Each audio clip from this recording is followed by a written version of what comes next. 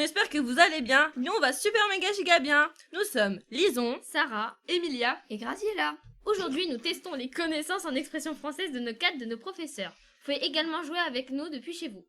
Pour cette émission très spéciale, car nous avons 4 invités exceptionnels, Madame Nice.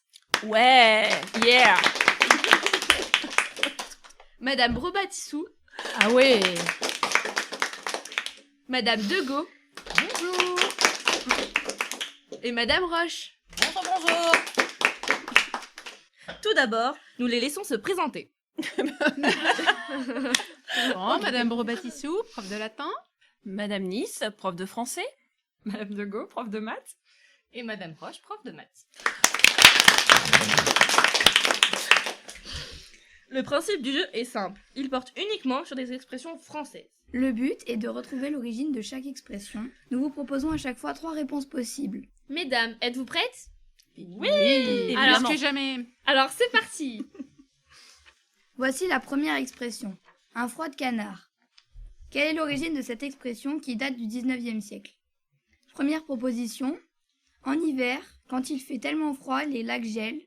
Les canards deviennent une proie facile pour les chasseurs. C'est donc la meilleure période pour les chasser quand il fait très froid. Deuxième proposition.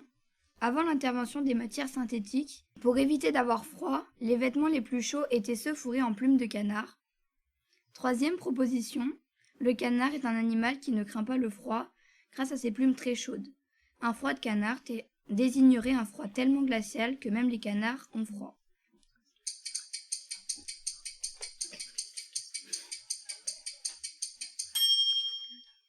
Votre réponse est... Réponse 3. Réponse 3. Pour les profs de maths. C'est 5 secondes, hein. C'est pas un quart d'heure. Bah, on est prof de français, on sait pas compter. Merci. On y va prendre laquelle? Ouais, la 3. Bah la 3 alors. C'est copieuse. Ah, on n'a même pas écouté. Hein. La 2. La bonne réponse était la 1. Ah bah tu vois. Aucune des deux équipes marque 2 points. La deuxième expression est « c'est une tête de pioche ». Quelle est l'origine de cette expression? Première proposition. Cette expression, qui date du XVIIe siècle, fait référence à un châtiment infligé aux esclaves qui avaient tenté de s'échapper plusieurs fois et recevaient comme punition un coup de pioche dans un membre, voire à la tête. Deuxième proposition. Cette expression, qui date du XIXe siècle, se base sur l'image de la tête de pioche, outil très dur, que les bannières utilisaient pour casser des pierres. Une tête de pioche est donc une personne très têtue. Troisième proposition.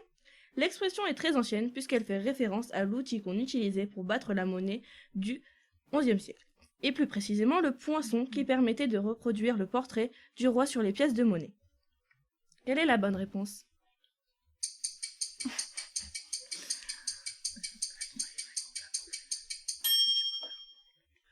Réponse 3. C'est toi qui réponds cette fois-ci. Réponse 2.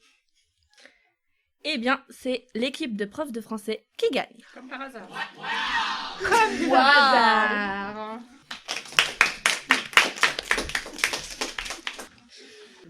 Troisième expression.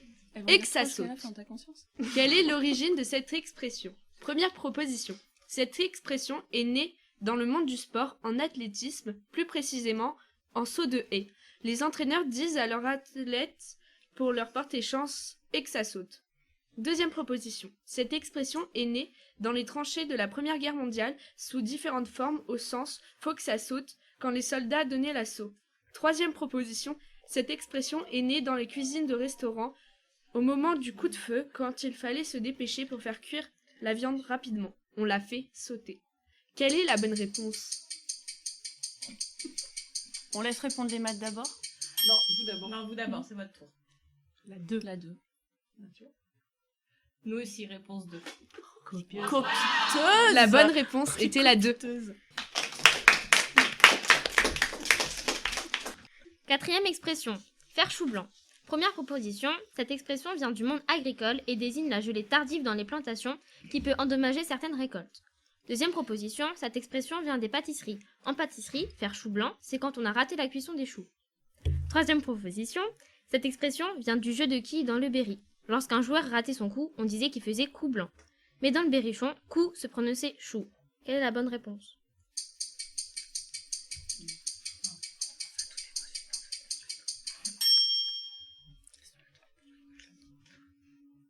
Réponse 1. Ouais, vas-y. La 2. On va faire comme vous, on a tout le temps la 2. C'était la 3. C'était la 3. Le score reste de 2-1 pour l'équipe des profs de français. La 5e expression est « j'ai la dalle ». Première proposition. Dans cette expression, le mot dalle désigne en fait le gosier. Et ça signifie qu'on a le gosier vide. Deuxième proposition. Dans cette expression, la dalle désigne une large pierre servant à paver les sols. Et signifie qu'on a tellement faim qu'on pourrait manger une dalle, une pierre. Troisième proposition. La dalle désigne un récipient de cuisine utilisé dans l'armée pour faire cuire de très grandes quantités de nourriture pour nourrir les soldats. Avoir la dalle, c'est avoir tellement faim qu'on peut manger tout le contenu de la dalle, tout le plat.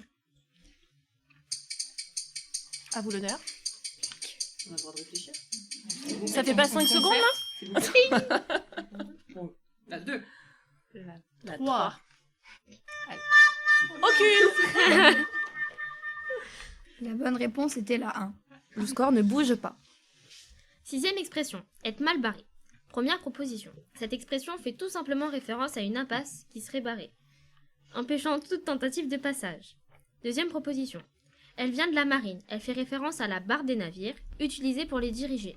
Si on n'est pas en mesure de barrer, c'est-à-dire de diriger correctement le bateau, on est mal barré pour l'amener à bon port. Ou alors, cette expression fait référence à un sens ancien du mot bar, qui pouvait désigner au Moyen-Âge un panneau de signalisation sur les chemins pour indiquer les villages. Si un village était mal barré, on perdait donc son chemin. Quelle est la bonne réponse?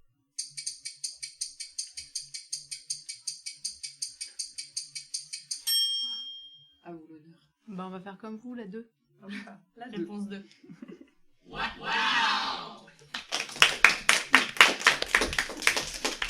Le score est de donc 3-2 pour l'équipe de français qui mène toujours.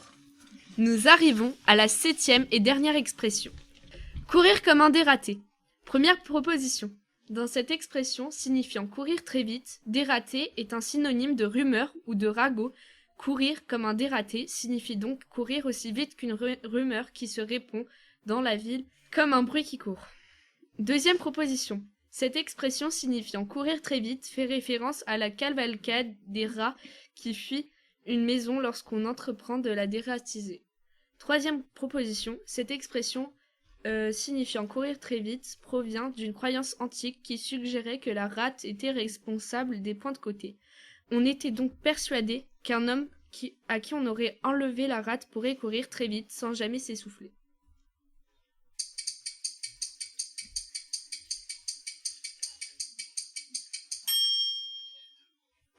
Qui c'est qui silence? On n'est pas d'accord. Ah, d'accord. On hésite entre 1, 2 et 3. Ah ouais, vraiment pas d'accord. Il y a trop de choix. Bah la 3 alors. C'est la 3. Réponse 3. Ah. Et voilà, ce quiz est déjà fini. C'est l'équipe de français qui remporte cette victoire de 4-3. Ouais. Oh, elle est jalouse. On attend la revanche. Mais remarquez On qu'elles sont attend quand la même revanche bien sur les coiffées formules toutes de les maths. deux.